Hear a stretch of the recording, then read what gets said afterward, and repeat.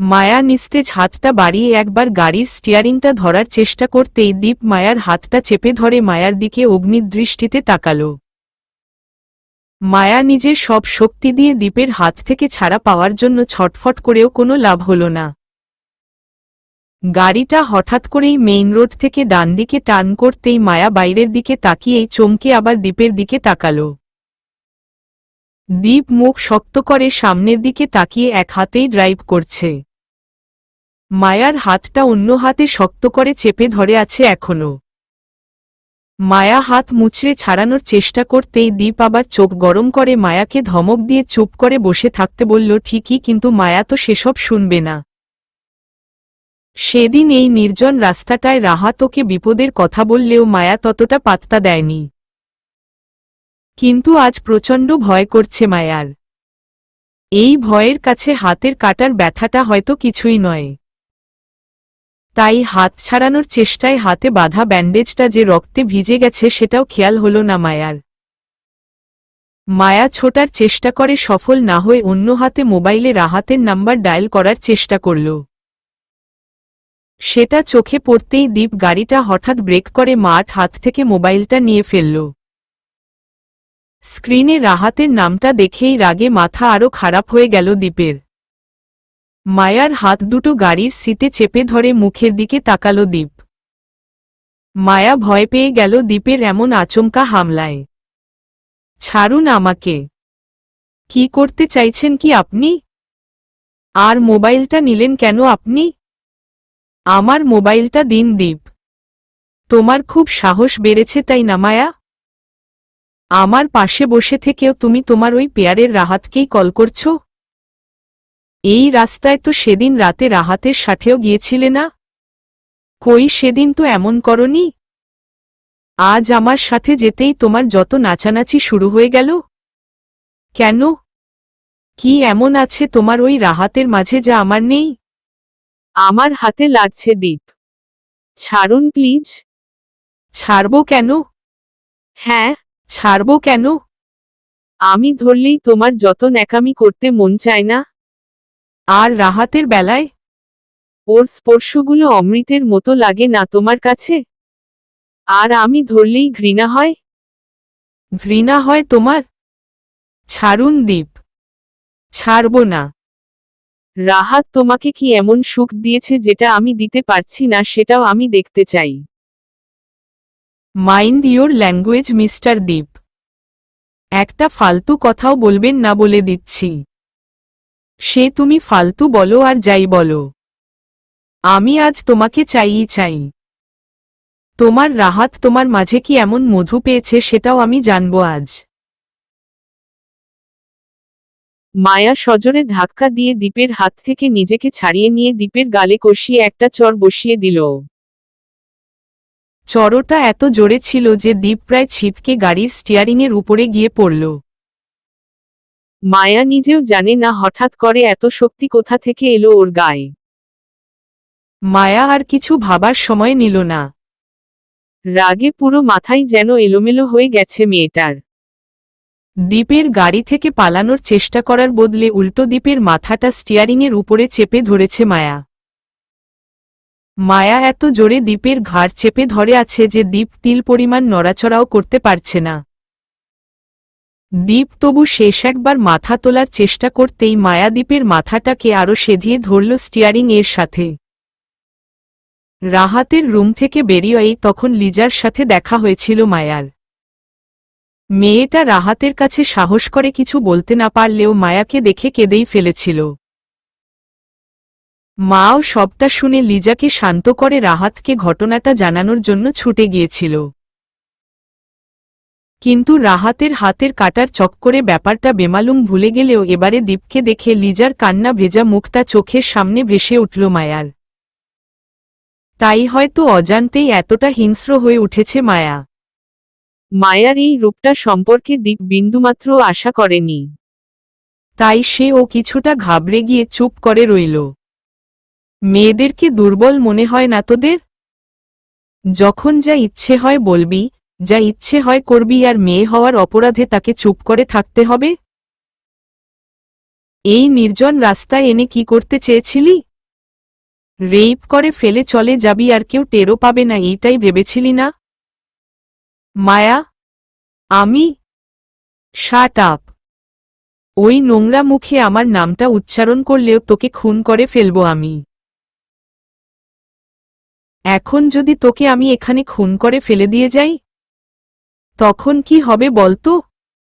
Maya please, um sorry. আমার ভুল হয়ে গেছে, আর কখনো এমন করব না। হা, এর আগেও এমন অমানুষের কথায় বিশ্বাস করে ছেড়ে দিয়েছিলাম, কিন্তু তাতে সে হারামজাদা ভালো তো হলোই না, উল্টো আমার উপরেই অ্যাটাক করল। তাকে কি শাস্তি দিয়েছিলাম তখন জানতে চাস? কি শাস্তি? ভয়ে দীপের গলা শুকিয়ে কাঠ হয়ে গেছে এতক্ষণে। মায়া এবারে ঠোঁটের কোণে মিষ্টি একটা হাসি ফুটিয়ে আরেকটু গলার স্বরটা পাথরের মতো কঠিন করে বলা শুরু করল। তেমন কিছুই না, শুধু পরের দিন সকালে কবরস্থানে সেই লোকের রক্তাক্ত লাশটা পাওয়া গেল। চোখ দুটো উপড়ানো, হাতের 10টা আঙ্গুল কেউ যেন তার শরীর থেকে টেনে ছিঁড়ে নিয়েছে। আর তার হাতের এই যে এখানে বড় করে লেখা ছিল রেপিস্ট। শুয়োরের বাচ্চাটা কয়দিন আগেই এলাকার একটা বাচ্চা মেয়েকে ধর্ষণ করেছিল। 3 মাস অনেক খোঁজ করেও শেষে পুলিশ কেসটা ক্লোজ করে দিয়েছে। কোনো প্রমাণই পায়নি তারা। তুমি? মায়া, তুমি ওই লোকটাকে তুমি খুন করেছিলে। তুমি? খুন?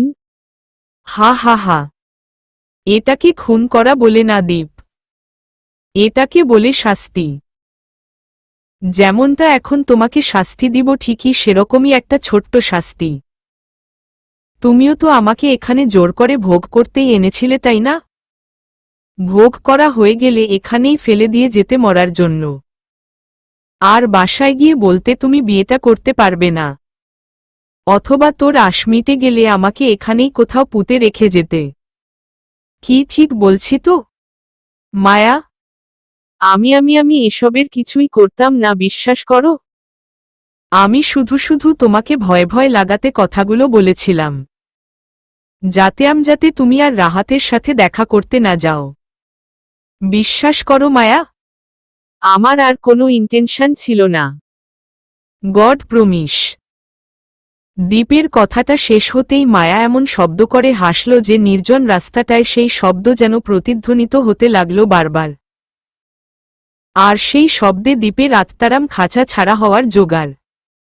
মায়া হাসতে হাসতেই দীপকে ছেড়ে দিতেই দীপ ভয় একেবারে এক কোণে সেধিয়ে গেল। মায়া দরজা খোলার জন্য ইশারা করতেই দীপ তাড়াতাড়ি সুইচ টিপে ডোর লকটা খুলে দিল। মায়ার হাসিটা তখনও থামেনি। গাড়ি থেকে নেমেই মায়া দীপের জানালার পাশে আসতেই দীপ চমকে সরে গেল। সেটা দেখেও মায়া খিলখিল করে হেসে ফেলল। এরপর কোনো মেয়েকে দুর্বল ভেবে খারাপ কথা বলার আগে, বাজে কোনো ইঙ্গিত করার আগে মনে রাখবি মেয়েরা দুর্বল নয়। ওরা চাইলেই তোর মতো কাপুরুষকে ভেজা বেড়াল বানিয়ে নাকে দড়ি দিয়ে ঘোরাতে পারে। কথাটা মাথায় রাখবি। আচ্ছা, আমি প্রমিস করছি মায়া, আর কখনো কোনো মেয়ের সাথে ভুলেও খারাপ ব্যবহার করব না। হুহ, আর একটা কথা, এই কথাগুলো ভুলেও যদি কাউকে বলো বা বাসায় অহেতুক বিয়ে করব না বলো তাহলে কিন্তু আমার চেয়ে খারাপ আর কেউ হবে না জানু। কথাটা যেন মনে থাকে। আমি কাউকে কিচ্ছু বলবো না মায়া। এখন কোথায় যাচ্ছিলে, যাও তো। আমি আমার কাজে যাচ্ছি। অহেতুক তোমার নাটক দেখতে গিয়ে আমার এতটা সময় নষ্ট হলো। ডিসগাস্টিং। মায়ার কথা কোনো মতে কান দিয়ে ঢুকিয়ে দীপ ফুল স্পিডে গাড়িটা টার্ন করে প্রায় পালিয়ে গেলে মায়া নিজেও হেসে মেইন রোডের দিকে পা বাড়াল। এই দুনিয়ায় দুর্বলদের আসলেই কোনো ঠাঁই নেই। সবাই নিজের থেকে ছোট মানুষটাকে কষ্ট দিয়ে অত্যাচার করে কেমন যেন একটা পৈশাচিক সুখ পায়। আর সেই দুর্বল, অবলা, ছোট মানুষটির শরীরে যদি মেয়ে নামের ট্যাগটা লেগে থাকে তাহলে তো কথাই নেই। কিছু অমানুষ তো বিশ্বাসই করে যে মেয়ে বলে এদের সাথে যা ইচ্ছে করা যায়, খুবলে খুবলে এদের শরীরটাকে ছিঁড়ে খাওয়া যায়, এদেরকে যা ইচ্ছে করা যায় বলা যায়। কিন্তু এই হায়নার দলটাই হয়তো পৃথিবীর সবচেয়ে কাপুরুষ জাতি। যখনই আপনি মাথা তুলে এর বিরুদ্ধে রুখে দাঁড়াবেন সে ও হয়তো মরিয়া হয়ে আক্রমণ করবে আপনাকে। কিন্তু একবার যদি আপনি এদের মধ্যে ভয় ঢুকিয়ে দিতে পারেন তাহলে এরা লেজ গুটিয়ে পালাবে। আপনাকেও তাই মনে রাখতে হবে। যে নারী মৃত্যুর যন্ত্রণা সহ্য করে একটা প্রাণকে পৃথিবীর আলো দেখাতে পারে সে কেন এই হায়নাগুলোর ভয় নিজে কেন তটস্থ হয়ে থাকবে? কথাগুলো ভাবতে ভাবতে মায়া নিজের গন্তব্যের দিকে পা বাড়াল। দেখতে দেখতেই 4টা দিন কেটে গেছে। আজ আরেকবার মাদের বাড়িতে ঘটা করে অনুষ্ঠানের আয়োজন করা হয়েছে। পাড়া প্রতিবেশী সবাই এসে জড়ো হয়েছে মায়ার গায়ে হলুদের ছোঁয়া দেওয়ার জন্য। মাদের ছোট্ট বাড়িটাই এত লোকের জায়গা হবে না বলেই হয়তো ওদের পাড়ার গলিতে প্যান্ডেল করে সবার জন্য বসার ব্যবস্থা করা হয়েছে। প্যান্ডেলের এক কোণে কিছুটা উঁচু করে তৈরি করা স্টেজটায় হলুদ পরি হয়ে বসে আছে মায়া। একটু পর পর নিজের মোবাইলের দিকে তাকাচ্ছে আর প্যান্ডেলের চারদিকে চোখ বুলিয়ে চিরচেনা একটা মুখ দেখার অপেক্ষা করছে। মায়া জানে লোকটা আজকে আসবেই, তাকে আসতেই হবে। আজকে সে নিজের সব দ্বিধা দ্বন্দ্ব ঝেড়ে মায়াকে নিজের মনের কথা বলবে। শুধু তার আশারই অপেক্ষা এখন। কথাগুলো ভাবতে ভাবতেই মায়ার মোবাইলে টুং করে একটা মেসেজ ফুটে উঠল। ছোট্ট একটা মেসেজ। মায়া, আমরা এখান থেকে রওনা দিয়েছি। মিনিট 15 এর মধ্যে পৌঁছে যাব। দোয়া করি তোমার প্ল্যানটা আজকে যেন সফল হয়। এদিকে মায়ার অপেক্ষার পালা শেষ করে আরও 2জন মানুষও যোগ দিয়েছে গায়ে হলুদের অনুষ্ঠানে। রাহাত আর ওর বাবা আজিজ মাহমুদ চৌধুরী। তারা আসার পরেই মায়ার গায়ে হলুদের অনুষ্ঠানটা শুরু হল। এতক্ষণ এই 2জন মানুষের জন্য মায়া অপেক্ষা করছিল। কিন্তু রাহাতের থমথমে মুখটার দিকে তাকিয়ে কিছুটা চমকে গেল মায়া। লোকটার চোখ মুখ এমন ভার ভার লাগছে কেন? রাহাতও এক নজর মায়াবতীর মুখের দিকে তাকিয়ে একটুখানি হলুদ নিয়ে ধীর পায়ে মায়ার দিকে এগিয়ে এলো। এই কয়েক কদমের দূরত্বটাকেও যেন কয়েকশো যোজন বলে মনে হচ্ছে রাহাতের। পা জোড়াও কেমন ভারী হয়ে আসতে চাইছে ওর। এমনটা কেন হচ্ছে? ও তো মায়াবতীটার আবদারেই এসেছিল। তাহলে এখন কেন ও এতটা অসহায় হয়ে পড়ছে? কেন লালপাড়ের হলুদ শাড়িটায় তার মায়াবতীকে দেখে এত কষ্ট হচ্ছে? এতগুলো কেনর কোনোটারই উত্তর নেই আজ রাহাতের কাছে। শুধু বুক চেরা একটা দীর্ঘশ্বাস ছাড়া আর কিছুই যেন অনুভব করতে পারছে না ছেলেটা। হাতে এক মুঠো হলুদ নিয়ে মায়ার সামনে দাঁড়িয়ে আছে রাহাত। হলুদটুকু মায়াকে ছুঁয়ে দেওয়ার শক্তিটুকুও যেন তার মধ্যে নেই। মায়াবতীটাকে অন্য কারো নামের হলুদ পোড়ানোর খেয়াল হতেই বুকের ভেতরে কেমন একটা কাঁপন ধরে গেছে রাহাতের। এই কয়দিনে দীপ ছেলেটার সম্পর্কে সবরকম খোঁজ খবর নিয়েছে রাহাত। ছেলেটার স্কুল লাইফ থেকে এই কয় বছরের চাকরি জীবন পর্যন্ত সব জায়গায় লোক লাগিয়ে একরকম চিরুনি অভিযান চালিয়েছে রাহাত। স্কুল, কলেজ, বন্ধুমহল, কলিগ, আত্মীয় স্বজন কারো কাছেই দীপের ছোট্ট একটা বদ অভ্যাসের কথাও রাহাত শোনেনি। সব খোঁজ খবর নেয়ার পরও রাহাতের কেমন একটা অশান্তি লাগছিল। দীপ ছেলেটা মায়াকে সুখে রাখতে পারবে এটা নিয়ে রাহাতের মনে কোনো সন্দেহ নেই ঠিকই, তবু একটা চাপা কষ্ট হচ্ছে রাহাতের। কষ্টটা কেন হচ্ছে রাহাত সেটাই ভেবে ভেবে অস্থির হচ্ছে। মায়াবতীটার উপর তার অধিকার হারিয়ে ফেলবে বলবো এত কষ্ট?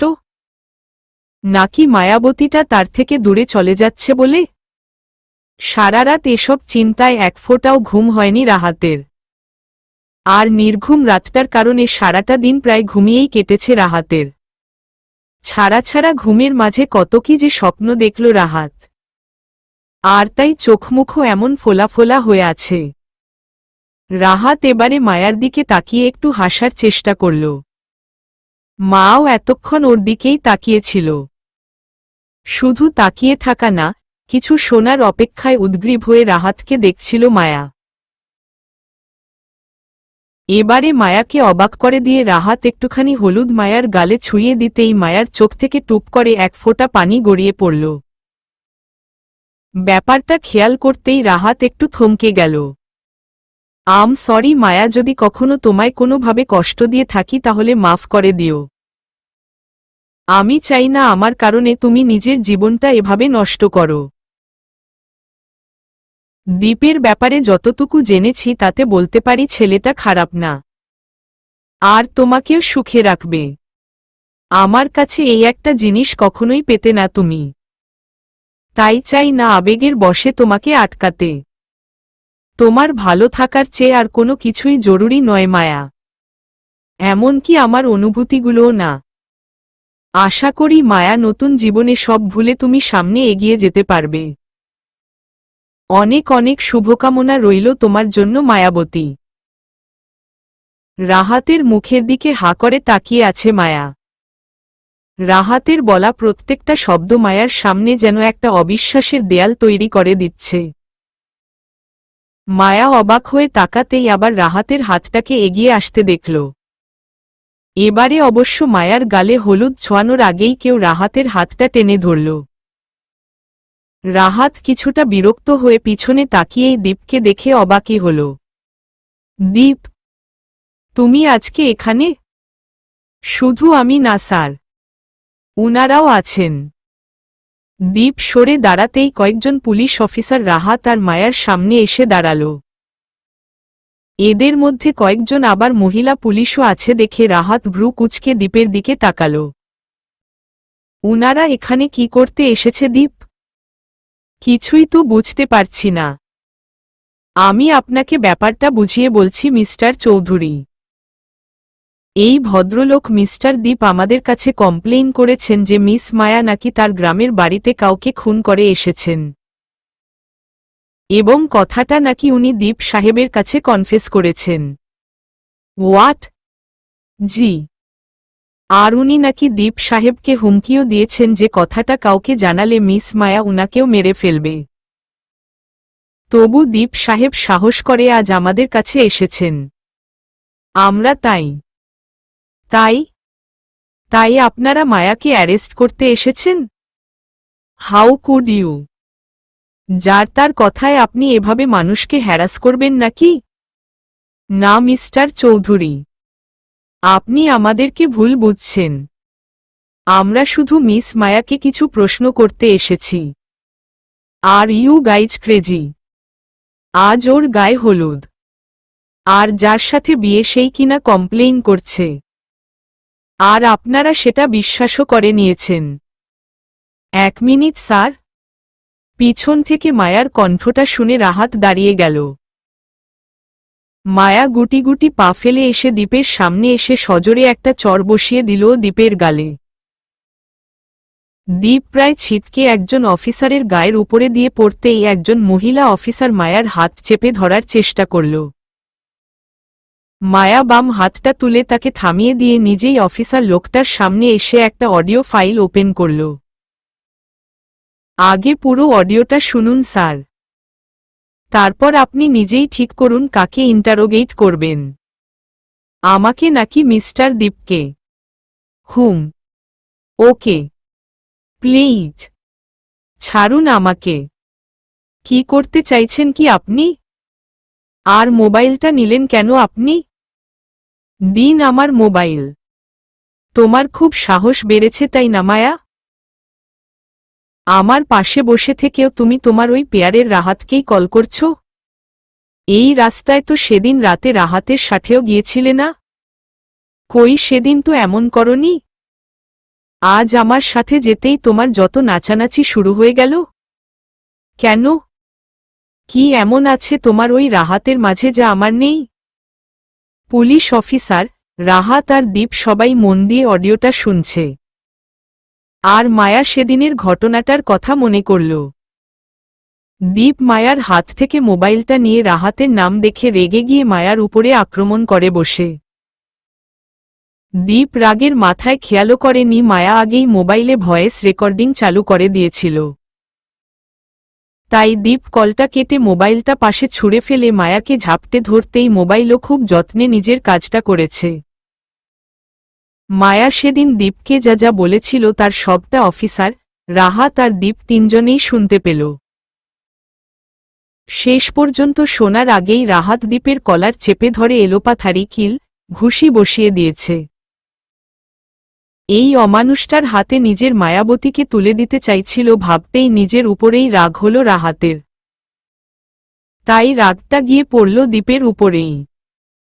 কয়েকজন অফিসার রাহাতের হাত থেকে দীপকে ছুটিয়ে নেয়ার চেষ্টা করল। রাহাত তবু তাকে এলোপাথারি মেরাই চলেছে।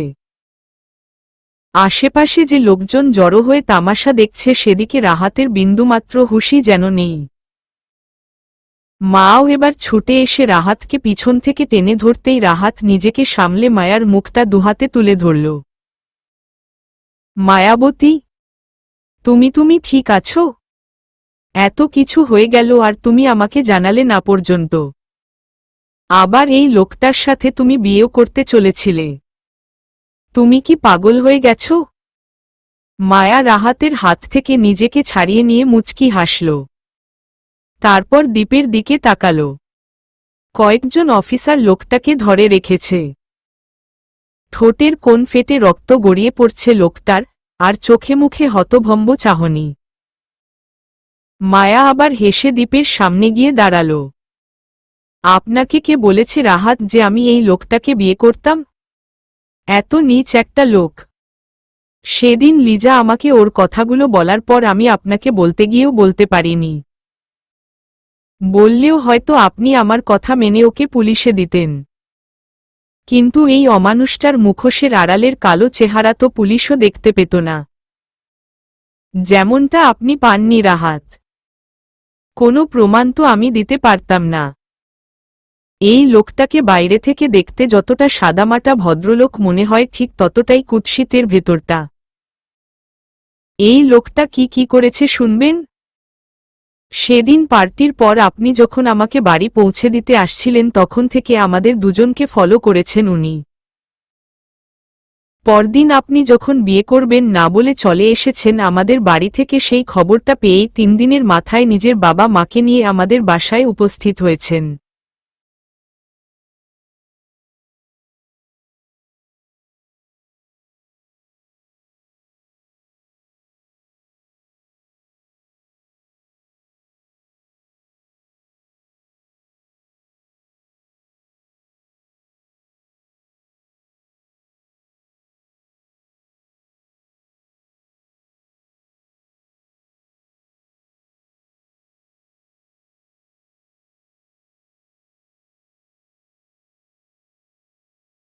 আমাকে বিয়ে করার প্ল্যান তো এর কখন ছিলই না। তাই তো মিস্টার দীপ। মায়ার কথাগুলো শুনে দীপের মুখটা চুপসে গেলেও রাহাত রীতিমতো আকাশ থেকে পড়ল। মায়ার কথার মাথামুন্ডু কিছুই রাহাত যেন বুঝতেই পারছে না। কোনো মতে মায়াকে টেনে নিজের দিকে ফেরাল রাহাত। মায়ার ঠোঁটের কোণে আগের হাসিটা এখনো ঝুলে আছে। হাসিটা তাচ্ছিল্যের নাকি কষ্টের সেটাও আজ রাহাত বুঝতে কষ্ট হচ্ছে। কি চলছে কি মেয়েটার মনে? বিয়ে করত না মানে কি মায়া? কি সব বলছ? সবটা জানার পরও কেন তাহলে তুমি কিছু বললে না? কেন বিয়েটা ভেঙে দিল না? আপনার পার্টির রাতের কথাটা মনে আছে স্যার? উনি আমাকে উনার সাথে ডান্স করার জন্য ইনসিস্ট করছিল। আর আমি উনাকে রিজেক্ট করেছিলাম। ব্যাপারটা উনি ঠিক নিতে পারেননি। ইগোতে লেগেছিল খুব। উনিও ঠিক একইভাবে অপমান করতে চেয়েছিলেন আমাকে। বিয়ের আসরে এসে রিজেক্ট করে দিয়ে। তাই না মিস্টার দীপ? কিন্তু রিজেক্ট করার আগে একবার হলেও ইন্টিমেট করতে চেয়েছিলেন আর কি, তাই না? এঙ্গেজমেন্টের পর ব্যাপারটা ততটা কঠিন হবে ভাবেননি উনি। আর একবার নিজের প্ল্যানে সফল হয়ে গেলে আমাকে ছুঁড়ে ফেলতে আরও বেশি সহজ হতো উনার জন্য। কি দীপ সাহেব, সব ঠিক বলছি তো? মায়া, আপনি একটু আগে বলছিলেন না স্যার উনার কোনো ব্যাড রেকর্ড আপনি পাননি? ব্যাড রেকর্ড নেই বলে আপনি উনাকে একদম ক্লিন সার্টিফিকেট দিয়ে দিয়েছেন। কিন্তু কি জানেন স্যার, কারো সম্পর্কে কোনো খারাপ তথ্য সামনে আসেনি তার মানে এই না যে সে খুব ভালো একজন মানুষ। হতে পারে সে খারাপ কিছু করার সুযোগ পায়নি বলেই তার বিদঘুটে কালো চেহারাটা কারো নজরে আসেনি। অথবা এমনও হতে পারে যাদের কাছে আপনি এই লোকটার ভালো মন্দ বিচার করছিলেন, তারাও ওরই মতো ভালো মানুষের মুখোশ পরে আছে। আর তাছাড়াও নিজের গরুর দুধ গোয়ালা কখনোই খারাপ বলে না। প্রবাদটা মানুষের ক্ষেত্রেও খাটে। মায়া অফিসার, এই লোকটা আমার লোকহর্ষক খুনের বর্ণনার কারণটা বুঝতে না পারলেও আপনি আশা করি সেটা বুঝতে পেরেছেন। তবু আপনাদের স্যাটিসফ্যাকশনের জন্য আমার গ্রামের বাড়ির ঠিকানা আপনাকে দিচ্ছি। আপনি আমাদের এলাকার থানায় খোঁজ নিলেই জানতে পারবেন এরকম ঘটনা আমাদের এলাকায় কখনোই ঘটেনি। ইট ওয়াজ জাস্ট এ স্টোরি।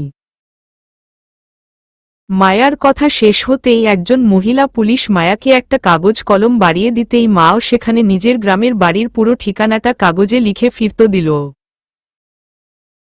দীপকে অন্য অফিসারেরা টেনে নিয়ে যাচ্ছে এমন সময় সিনিয়র অফিসার রাহাতের দিকে এক নজর তাকিয়ে আবার মায়ার দিকে ফিরলেন। আপনাদের দুজনের সাথেই পরিচিত হয়ে খুশি হলাম মিস্টার চৌধুরী এন্ড মিস মায়া। আশা করি আপনাদের মধ্যে যা কিছু সমস্যা তৈরি হয়েছে সেগুলো নিজেরাই মিটমাট করে নিবেন। আর Miss Maya, I must say বাংলাদেশের প্রত্যেকটা মেয়ে যদি শেষ মুহূর্ত পর্যন্ত নিজের সাহস আর বুদ্ধি দিয়ে লড়াই করতে পারে তাহলে এদেশ থেকে এমন কুলাঙ্গার সুবিধাবাদী শয়তানগুলো লেজ গুটিয়ে পালাবে। আসলে কি বলুন তো, এরা এক একজন এতটাই ভীতু যে সমাজে সবার সামনে এসে নিজের কুকর্ম করতে পারে না, তাই লুকিয়ে ঘাপটি মেরে বসে থাকে। আর সুযোগ পেলেই এরা নিজের আসল রূপে কোনো একা অসহায় মেয়ে, শিশু বা বৃদ্ধার উপরে হামলে পড়ে। কত শত নারী, মা, বোন, মেয়ে এদের কাছে প্রতিনিয়ত হেরে গিয়ে নিজের জীবন হারাচ্ছে। একটা কথা সবসময় মাথায় রাখবেন, মেয়েরা হল হরিণের মতো। তাদের নিজেকে রক্ষা করার ক্ষমতা আছে ঠিকই, শুধু এসব রাস্তার কুকুরের ভয় সেই ক্ষমতাটা প্রকাশ করতে ভুলে যায়। যেদিন এই ভয়টা কাটিয়ে উঠতে পারবে সেদিনই একটা মেয়ে অনুভব করতে পারবে এসব হাজারটা কুকুরও একটা তেজি ক্ষিপ্র গতির হরিণের কাছে কিছুই না, একদম কিছুই না। আপনি যে নিজের সেই শক্তিকে অনুভব করে নিজেকে সুরক্ষিত রাখতে পেরেছেন তাতে আমরা সত্যিই গর্বিত মিস মায়া। আবার কোনো দরকার হলে অবশ্যই আপনার সাথে যোগাযোগ করব। আজ তাহলে আসি। বহুদিন পর একজন জেন্টেলম্যান ক্রিমিনাল অ্যারেস্ট করলাম, তাকে খাতির যত্ন করার সুযোগ সবাইকে তো পেতে হবে। স্যার, আর কিছুক্ষণ অপেক্ষা করে যান প্লিজ, তাহলে হয়তো বামাল সমেত আরেকজন অতিথিকে সাথে নিয়েই ফিরবেন আজকে। প্লিজ 10টা মিনিট সময় দিন। কিছু না বলে শুধু দেখে যান, বাকিটা আপনি নিজেই ধরতে পারবেন। ওকে। একদিনে আরও একটা সফলতা পেলে আমি 10 মিনিট কেন আরও ঘণ্টাখানেকও অপেক্ষা করতে পারি। তবে আপাতত বাকিদের মিস্টার দীপকে নিয়ে এগোতে বলি। Okay sir. অফিসার বাইরের দিকে পা বাড়াতেই মায়া ঠোঁটের কোণে হাসি ফুটিয়ে আবার রাহাতের দিকে ফিরল। ওদেরকে ঘিরে থাকা ভিড়ের গুঞ্জন ধীরে ধীরে বাড়তে শুরু করেছে এবারে। সেসব নিয়ে একদমই মাথা ব্যথা নেই রাহাতের। সে একদৃষ্টিতে মায়াকে দেখছে। মায়ার এই হাসির পিছনে লুকিয়ে থাকা কারণটা কিছুতেই ধরতে পারছে না বলেই আরও দোটানায় পড়ে যাচ্ছে রাহাত। এই মায়াবতীটাকে সম্পূর্ণ অচেনা লাগছে রাহাতের। কি চলছে মেয়েটার মনে কে জানে। ভাবিনি যা ভেবেছি ভুল হবে সবই করতে পারনি তুমি আমাকে অনুভবী। মায়ার বলা কথাটার মাথামুন্ডু কিছুই বুঝতে না পেরে রাহাত একটু অবাক হয়েই মায়ার মুখের দিকে তাকিয়ে রইল। কথাটা দিয়ে মেয়েটা কি বুঝাতে চাইছে? মায়া এবারে একটা দীর্ঘশ্বাস গোপন করে রাহাতের মুখের দিকে তাকিয়ে আরেকবার হাসার চেষ্টা করল। মেয়েটার মনে কি চলছে সেটা হয়তো রাহাত কল্পনাও করতে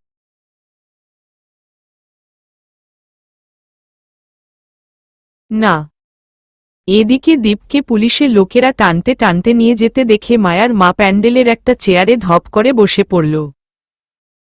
মাদের কয়েকজন প্রতিবেশী উনাকে সামলানোর চেষ্টা করছে। আরও কয়েকজন নিজেদের মধ্যে কথা বলাবলি করছে, যেগুলো এতক্ষণে রাহাতের কানেও এসে পৌঁছেছে।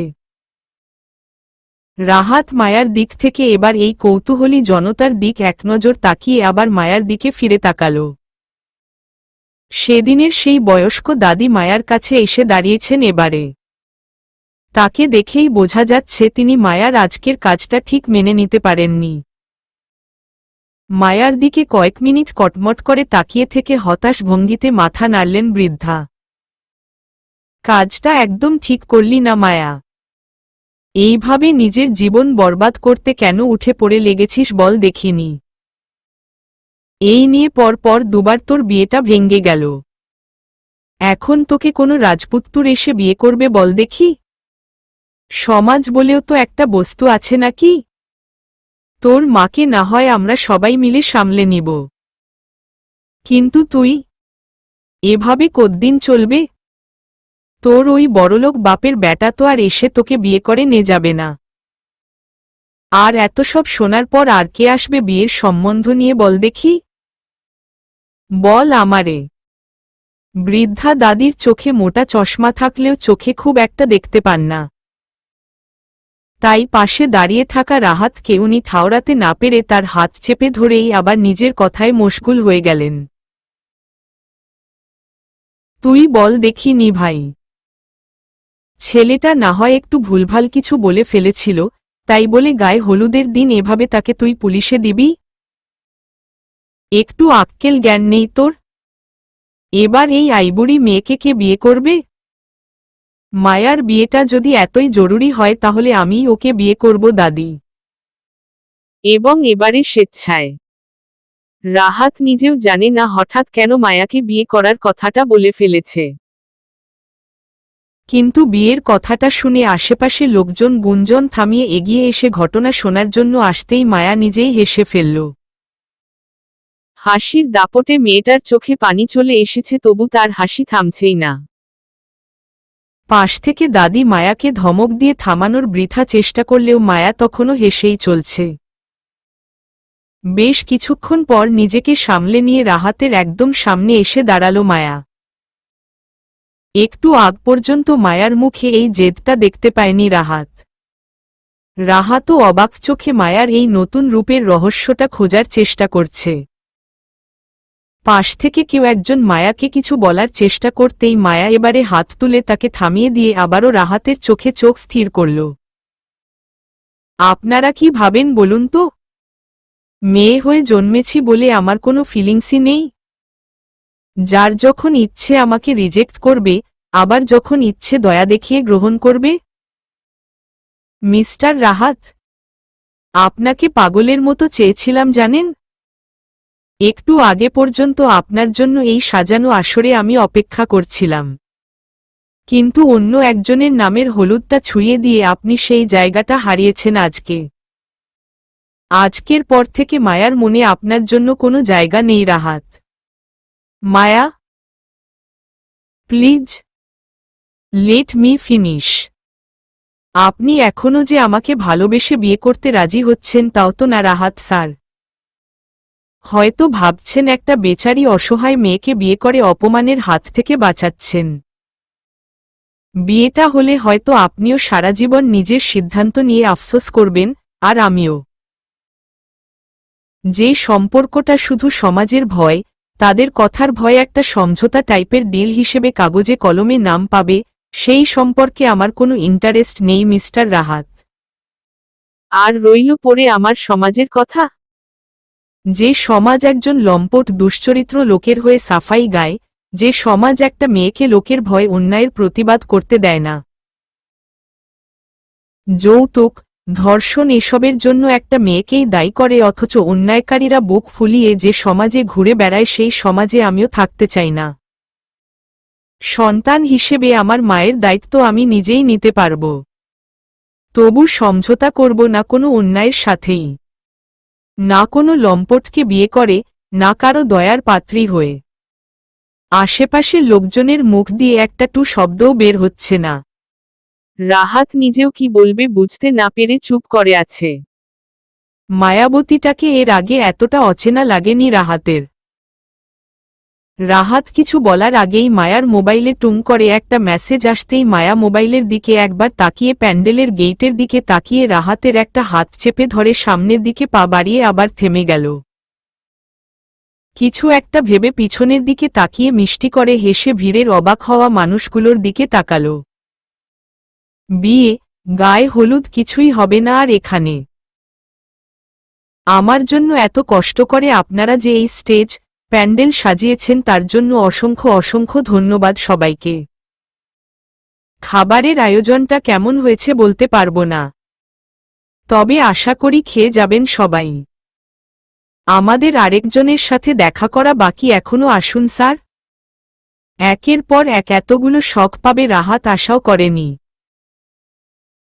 তাই মায়া ওর হাত ধরে কোথায় নিয়ে যাচ্ছে সেসব নিয়ে এক বিন্দুও মাথা না ঘামিয়ে মায়ার সাথেই পা বাড়াল রাহাত।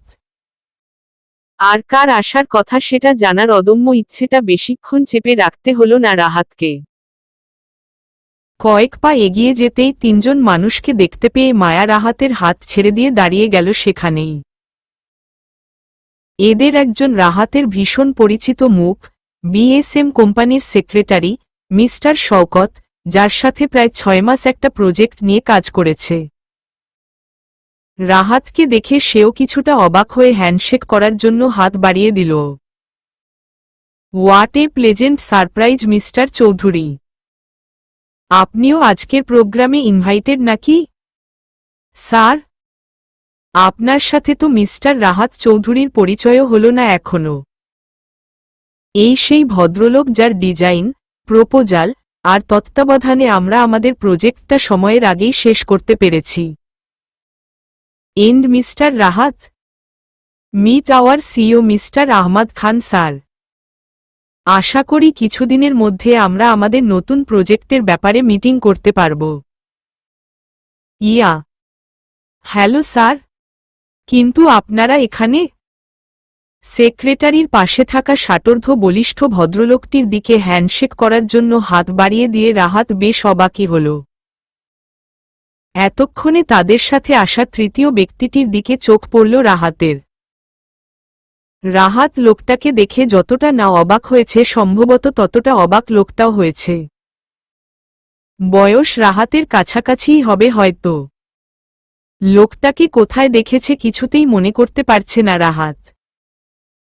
কিছুটা কনফিউশন নিয়েই রাহাত লোকটার দিকে হাত বাড়িয়ে দিতেই সেও চমকে সাথে হ্যান্ডশেক করল।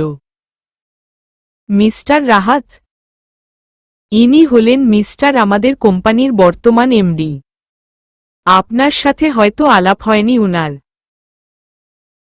উনি কিছুদিন হয় বাইরে থেকে ফিরেছেন। মিস্টার শওকত, এখানেও বিজনেস নিয়ে চলে এলেন? আমরা একটা প্রোগ্রাম অ্যাটেন্ড করতে এসেছি এখানে। রিমেম্বার? মিস্টার খানের সেক্রেটারির কথাটা শেষ হওয়ার আগেই তৃতীয় ভদ্রলোকটি তাকে থামিয়ে দেয়ায় রাহাত কিছুটা অবাকই হল।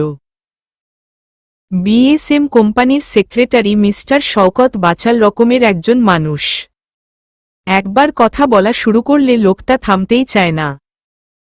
কিন্তু এভাবে অকারণে তাকে থামিয়ে দেয়ায় অন্যদের সাথে সাথে রাহাতও কিছুটা অবাক হল। লোকটাকে আরও একবার ভালো করে দেখে মনে করার চেষ্টা করল কোথায় তাকে দেখেছে। কিন্তু এবারে ব্যর্থ হল বেচারা। কিন্তু ভদ্রলোকটির চোখে মুখে ফুটে থাকা চাপা আতঙ্কটা কিছুতেই চোখ এড়াল না রাহাতের। লোকটার চোখ মুখ কপাল ঘামে ভিজে চুপচুপে হয়ে গেছে দেখে রাহাতের ভ্রু কুঁচকে গেল। Are you okay? আপনাকে অসুস্থ দেখাচ্ছে? I think you need some water. Yeah, শরীরটা খারাপ লাগছে কিছুটা। Can I have a glass of water please? ভদ্রলোকটি পানির কথাটা বলার সাথে সাথেই মায়া পাশ থেকে একটা হাফ লিটারের পানির বোতল তার দিকে এগিয়ে দিল। এক নজর মায়ার দিকে তাকিয়ে সে ও বোতল খুলে ঢকঢক করে পানি গলায় ঢালল।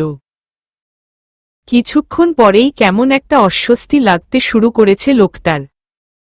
চোখের সামনে সবকিছু কেমন ঘোলাটে হয়ে আসতে চাইছে। কি ঘটছে কিছুই বুঝতে পারছে না সে। এদিকে মায়া আর সেদিকে না তাকিয়ে আহমাদ খানের পাশে এসে দাঁড়াল।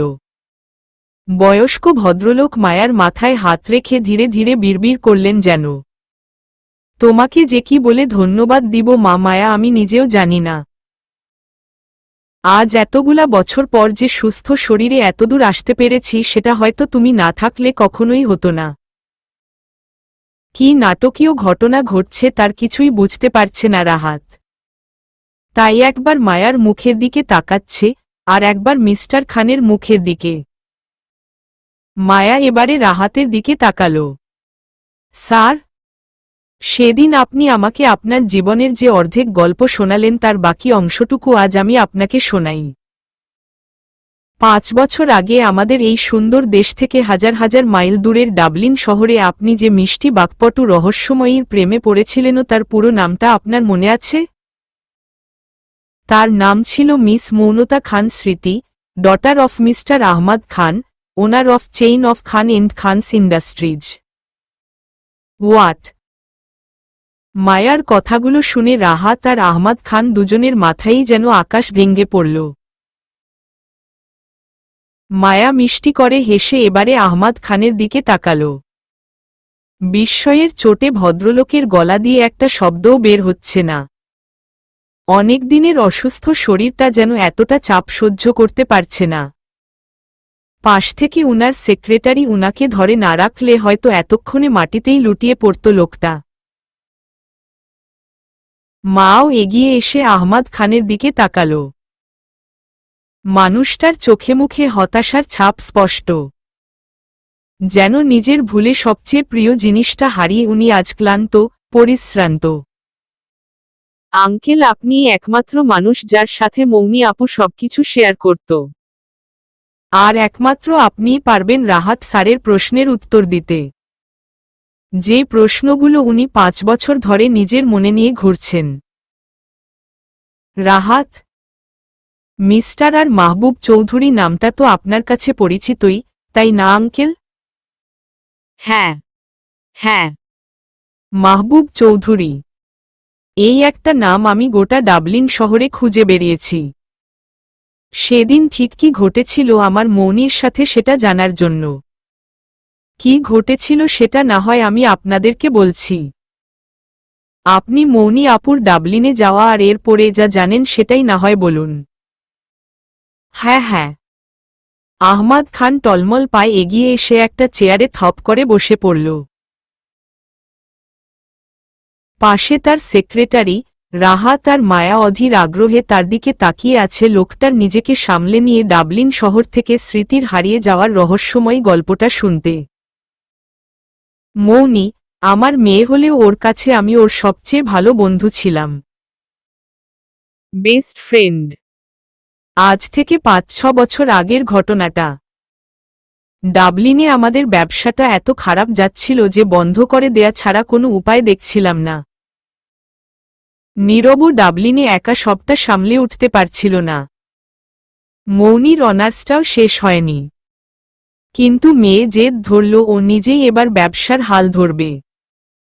কিছুতেই কারো আপত্তি শুনে না মেয়েটা। পড়া মাঝপথে ছেড়ে এমন পাগলামি জেদ করলে কি আর মানা যায়? ওকে আটকানোর জন্যই বললাম, ডাবলিনে নিজেদের বিজনেস সামলানোর সুযোগ ওকে দেয়া হবে, তবে শর্ত হলো নীরবকে বিয়ে করতে হবে। নির্বামার বোনের ছেলে। মৌনি খুব একটা আগ্রহ দেখায়নি কখনো ওকে নিয়ে। ওর জীবনের চাওয়াগুলো অন্যরকম ছিল। কিন্তু সেদিন আমাদের সবাইকে অবাক করে দিয়ে মৌনি আমার প্রস্তাবে রাজি হয়ে গেল। তবে ওরও শর্ত বিয়ে হবে ওরা দুজনে ডাবলিন থেকে ফেরার পর। ছোটখাটো আয়োজনে মৌনি আর নীরবের এঙ্গেজমেন্টটা করে ফেললাম আমরা। আর এর পরদিনই মৌনি নীরবের সাথে ডাবলিনে চলে যায়। আহমাদ খানের কথা শুনে রাহাত নিজেও থ হয়ে গেল। স্মৃতির এঙ্গেজমেন্ট হয়েছিল নীরবের সাথে। তাহলে কথাটা ও রাহাতের কাছে গোপন করল কেন? এমনকি নিজের পরিচয়টাও মেয়েটা রাহাতের কাছ থেকে লুকিয়েছে। কিন্তু কেন?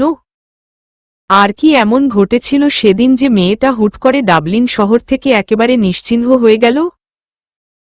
আর এখনই বা কোথায় আছে? রাহাতের এতগুলো প্রশ্নের উত্তর পাওয়া এখনো বাকি। এদিকে কেউ একজন টলমলে পায়ে যে পিছু হচ্ছে সেটা এত চিন্তা, প্রশ্ন আর দ্বিধার মাঝে ওরা কেউ খেয়ালই করল না। আর কেউ জানুক না জানুক আমি জানতাম মৌনি খুব কৌশলে আমাদেরকে বোকা বানিয়ে নিজের জেদটা পূরণ করেছে। মেয়েটার কোনো ইচ্ছে আমি কখনো অপূর্ণ রাখিনি, তাই সেদিন সব বুঝতে পেরেও চুপ রইলাম। ও যে নীরবের সাথে আমাদের কোম্পানির ফার্মহাউজে থাকবে না এটাও বেশ জানতাম আমি। তাই মৌনি আয়ারল্যান্ডে পৌঁছানোর আগেই হোটেল গ্র্যান্ড ভ্যালিতে ওর জন্য একটা রুম বুক করে রাখি। ডাবলিন শহরে পৌঁছেই আমাকে কল করে মৌনি হোটেলের ব্যবস্থা করতে বললে আমিও হেসে ফেলি। আর আমার কাছে আগেই ধরা পড়ে যাওয়ায় আমার মেয়েটাও যেন হাফ ছেড়ে বাঁচল। কারণ আমার সাথে এই লুকোচুরি খেলাটা মেয়েটা কিছুতেই করতেও পারত না। আহমাদ খান একটা দীর্ঘশ্বাস ফেলে চোখ বুজে নিজের মেয়ের মুখটা মনে করার চেষ্টা করেন। তার দুই মেয়ের মধ্যে মৌনি ঠিক যতটা দুষ্ট ততটাই বাবার আদরের। দিয়া মৌনির মতো ততটা বাবার আশেপাশে ঘুরে না বলেই আহমাদ খান মৌনিকে হয়তো দিয়ার চেয়েও বেশি ভালোবাসেন। কথাগুলো ভাবতেই আরেকটা দীর্ঘশ্বাস বেরিয়ে এলো আহমাদ খানের বুক চিরে। রাহাত স্তব্ধ হয়ে আহমাদ খানের মুখের দিকে তাকিয়ে পরের অংশটা শোনার অপেক্ষায় অধীর হয়ে বসে আছে। মনের মধ্যে কেমন একটা কু ডাকছে রাহাতের। স্মৃতির কি হয়েছে সেটা না জানা পর্যন্ত কিছুতেই শান্তি পাচ্ছে না বেচারা। আহমাদ খান মুখ তুলে রাহাতের দিকে তাকিয়ে আবার বলা শুরু করলেন। আয়ারল্যান্ডে যাওয়ার কয়দিন পরেই মেয়েটার বিহেভিয়ার পুরোই বদলে গেল। হুটহাট প্রচণ্ড রেগে যেত। বারবার জিজ্ঞেস করলেও কিছুই শেয়ার করত না কারো সাথে। এদিকে নীরবের কাছে শুনলাম অফিসে কাজের প্রেশার হ্যান্ডেল করতে পারছে না আমার ছোট্ট মৌনিটা। একদিন তাই ধমক লাগিয়ে বললাম বিজনেস চুলোয় যাক, তুই কয়টা দিন ব্রেক নে, তারপর আবার শুরু করিস। ভালো না লাগলো দেশে ফিরে আসিস। আপাতত এত দূর একটা দেশে গেছে, একটু ঘোরাঘুরি করবে, লাইফটা এনজয় করবে তা না, মেয়ে স্ট্রেস নিয়ে বসে আছে। আমার কথা মতো কয়েকদিনের ব্রেক নিয়ে একটা দলের সাথে আয়ারল্যান্ড ট্যুরে বের হলো মৌনি। ট্যুরটা শেষ হওয়ার আগেই একদিন সব ছেড়ে ছুড়ে হোটেলে ফিরেই আমাকে কল করল। আমি তো অবাক। সেদিন মৌনির কাছে নামটা প্রথম শুনেছি আমি। মাহবুব চৌধুরী। তোমার ফার্স্ট নেমটা হয়তো মৌনি জানতে পারেনি তখনও। হোয়াট? আয়ারল্যান্ডে গ্র্যাজুয়েশন করার সময় মাহবুব চৌধুরী নামটাই ব্যবহার করেছিলাম। খুব ক্লোজ কেউ ছাড়া রাহাত নামটা কেউ জানত না। কিন্তু স্মৃতি আমাকে চিনল কি করে? তোমাকে মৌনি কোথায়, কখন দেখেছিল সেসব আমাকে কিছুই বলেনি। শুধু বলেছিল বিয়ে করলে ও তোমাকেই করবে। এদিকে আমিও পড়লাম মহা মুশকিলে। হুট করে তো ওর আর নীরবের এঙ্গেজমেন্টটাও ক্যান্সেল করে দিতে পারতাম না। আর তোমার সম্পর্কেও প্রায় কিছুই জানতাম না আমি। যতটুকু জানার তাও জেনেছি মৌনির কাছ থেকে। এদিকে ওকে আটকাবে সে সাধ্যকার। মাসখানেক যেতে না যেতেই একদিন মৌনি হোটেল থেকে কল করে জানালো ও তোমার বাড়িতে শিফট করবে। শুনেই আমার রীতিমতো হার্ট অ্যাটাক হওয়ার অবস্থা। জানা নেই শোনা নেই এমন একজনের বাড়িতে গিয়ে থাকবে আমার মেয়ে। মানা যায়, কিন্তু মৌনিরও এক কথা। কাছাকাছি থাকলে তবে না বুঝতে পারবে তার সাথে সারাটা জীবন কাটাতে পারবে কিনা। এবারেও নিজের মতামতটাই বেছে নিল মেয়েটা। তোমার অফিসে জয়েন করেছে, মাঝে মাঝে হুটহাট সময়ে আমাদের অফিসে গিয়ে হানা দিচ্ছে। কিন্তু সমস্যা বাধল যখন নীরব দেশে ফিরে এলো। কেন? আরও মাস তিনেক পর নীরব বাড়িতে ফিরেছে। একা। নীরবের একা বাড়ি ফেরায় সবার হাজারটা প্রশ্ন বানের মুখে পড়তে হলো আমাকে। মৌনির কাজকর্মের খবরাখবর আমি জানব না, এটা তো হতেই পারে না। আমাকেও বাধ্য হয়ে সবটা স্বীকার করে নিতে হলো মৌনতার মায়ের কাছে। মেয়ে যতটা না জেদি তার চেয়ে কয়েকগুণ বেশি জেদি ছিল তার মা। আর তাদের মামেয়ের মাঝখানে আমি ফেঁসে গেলাম। মৌনিকে তখনই কল করে দেশে ব্যাক করতে বলে ওর মা। মৌনিও সাফ জানিয়ে দেয় নীরবকে ও বিয়ে করবে না। কয়েকদিন এসব নিয়ে মামেয়ের মধ্যে বাকযুদ্ধ চলল।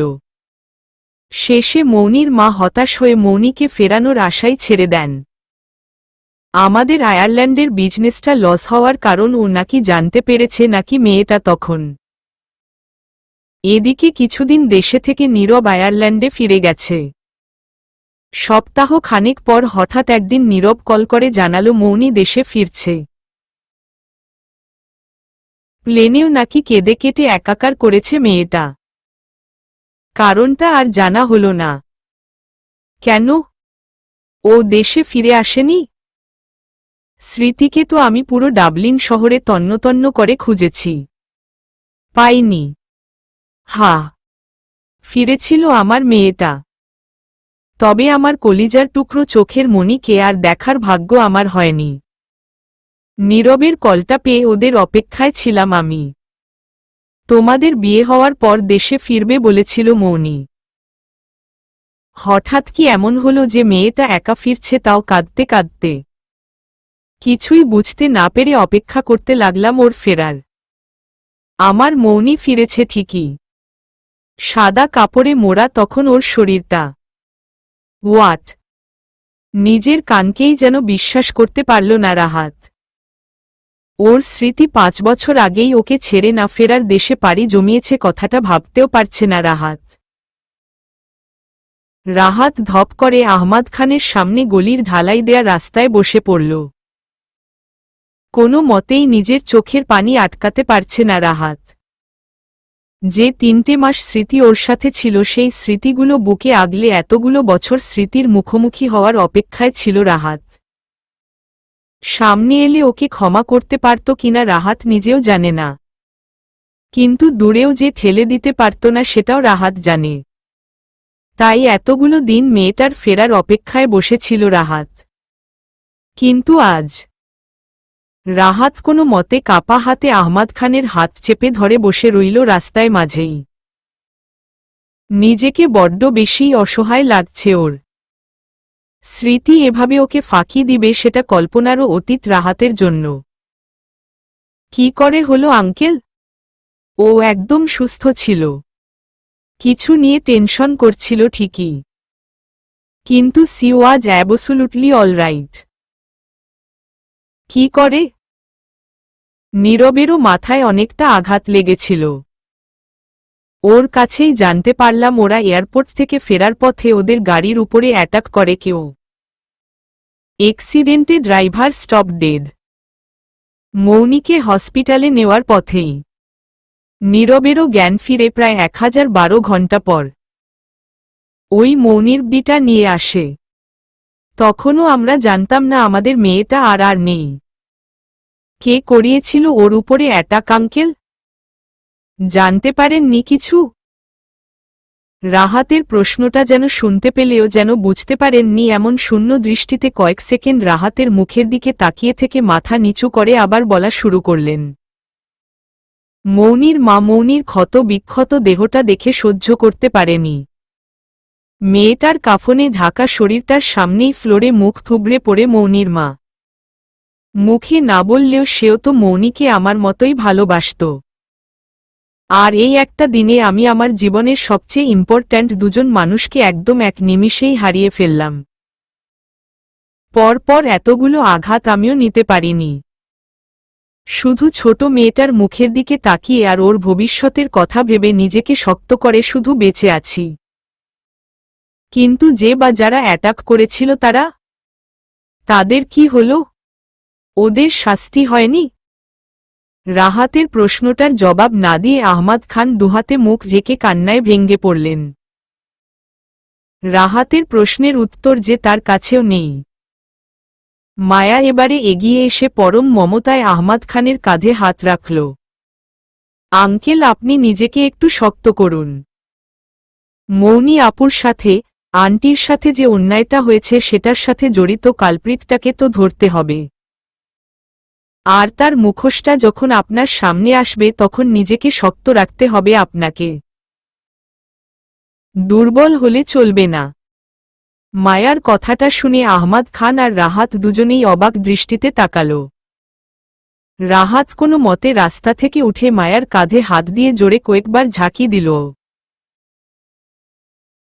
মায়া এতটা যখন জানে তার মানে বাকিটাও মায়া জানে বা জানার পথ খুঁজে পেয়েছে। এই কথাটাই রাহাতের মাথায় খেলা করছে। রাহাত আর আহমাদ খান দুজনের ব্যথিত মুখটা দেখে মায়ার নিজের কাছেও খারাপ লাগছে।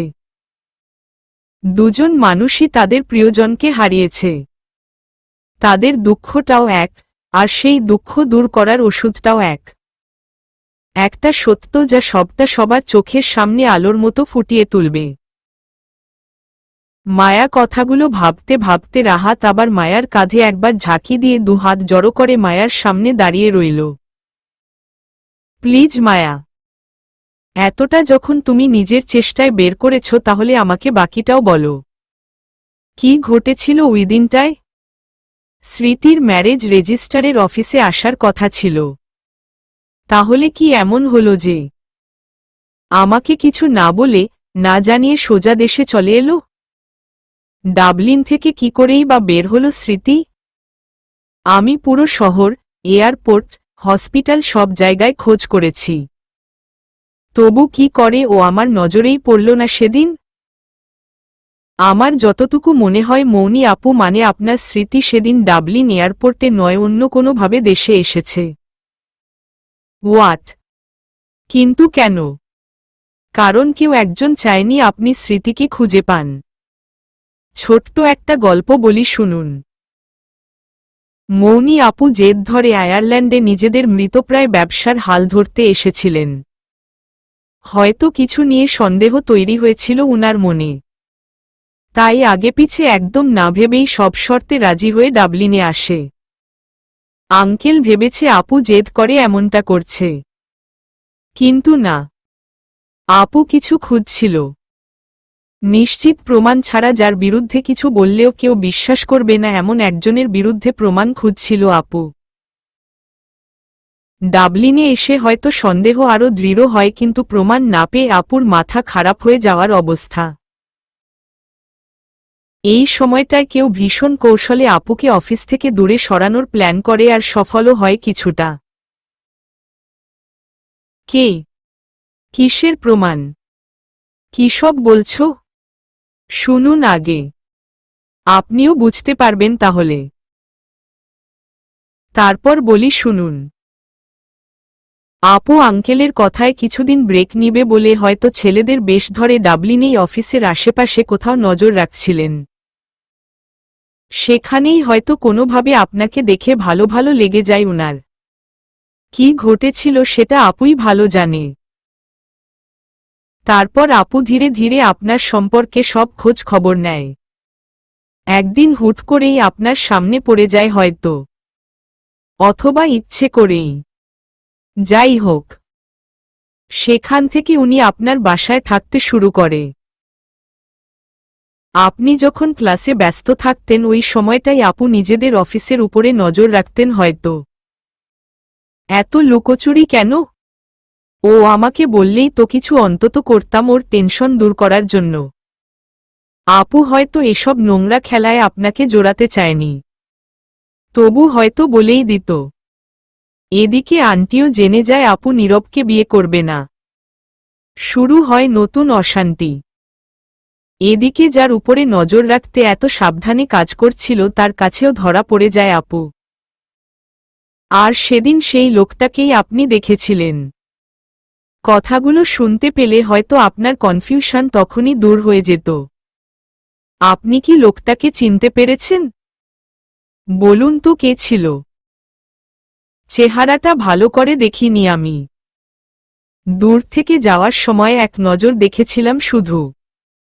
ওই একবারই। ঠিক মনে করতে পারছি না চেহারাটা।